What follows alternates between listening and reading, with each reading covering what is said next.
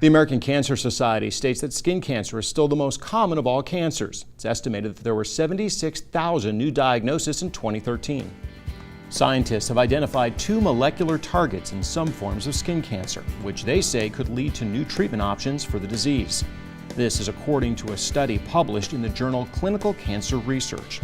Dr. Dino Madonna of Lake, Ear, Nose, Throat, and Facial Plastic Surgery explains what you should look for when checking your skin and the different types of skin cancers. The 3 biggies, so to speak, are basal cell, squamous cell, and melanoma. And statistically, I'd say basal cell probably is about 70% of all skin cancers, squamous cell about 20%, melanoma 5%, and then a hodgepodge of oddball varieties, rarities, the other remaining 5%. Melanoma is the biggie in the fact that it is the most dangerous. So luckily it's not the most prevalent, but its big thing is that if it can spread throughout the body and it can kill you. Number 1 cause, obviously, is sun exposure. Your top layer of skin, called the epidermis, is made up of squamous cells and basaloid cells, hence the name basal cell carcinoma, squamous cell, and then melanocytes, which provide the pigment to the skin, is the melanoma. Statistically, there's definitely been an increase over the past 20-30 years in the incidence of skin cancer.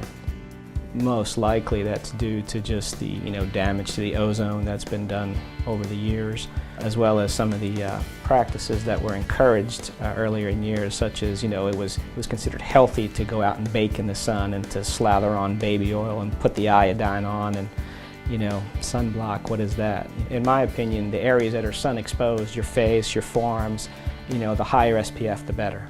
As far as melanomas goes, a nice little acronym, it's just ABCD.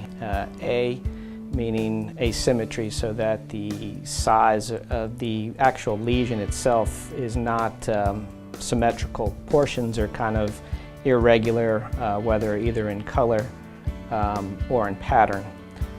B stands for irregular borders. C are for speckles or colors, changes in colors, and D for diameter. So if you see a dark lesion growing over time, that's a warning sign. Tanning meds are bad. I mean, it's UV radiation just the same. It's actually worse because you let your guard down. I mean, you're going into a tanning bed too tan. You're not wearing your sunblock. I mean, you're basically inviting the ultraviolet radiation. They're just bad. The American Cancer Society reports that annually 2 million cases of basal and squamous cell cancers are diagnosed, resulting in over 3,000 deaths.